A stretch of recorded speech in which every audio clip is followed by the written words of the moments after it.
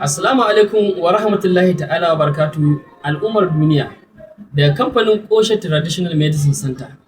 Kamfanin Koshe Traditional Medicine Center ya kawo muku wani shahararren magani na infection.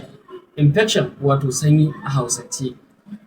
Maganin sanyi na infection wato sanyi mai sa zafin fitsari, sanyi mai sa ƙaiƙayin jiki, sanyi mai sa ƙurajen gaba, sanyi mai sa ka ji tafin ƙafan kana ɗaukan zafi kamar an kunna maka wuta. Sanyi mai kawo amosani na ido ko kuma na kai, sanyi mai sa jikinka ya ɗau ɗumi kamar an kunna maka wuta. In ka yi amfani da wannan magani na Koshe Traditional Medicine Center da ikon Allah za ka samu waraka, za ka samu sauƙi da ikon Allah. Wato wannan shahararren magani mun natse muna yin bincike a cikin Alƙur'ani mai girma ne da hadisan manzon Allah.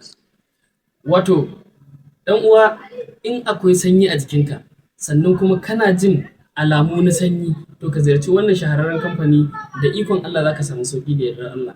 Wannan shahararren kamfani ya dage domin tacewa. Wannan magani sha ne za ka kawai. Wannan magani muna ba da shi 3 in 1 ne. Za ka yi amfani da shi ka sha, akwai wanda za ka sha, akwai wanda za ka shafa, sannan akwai wanda za ka zauna a kansa. To insha Allah ka yi amfani da wannan magunguna za ka samu sauƙi da yardar Allah. Wannan magani na sanyi ne zalla, iya sanyi kawai.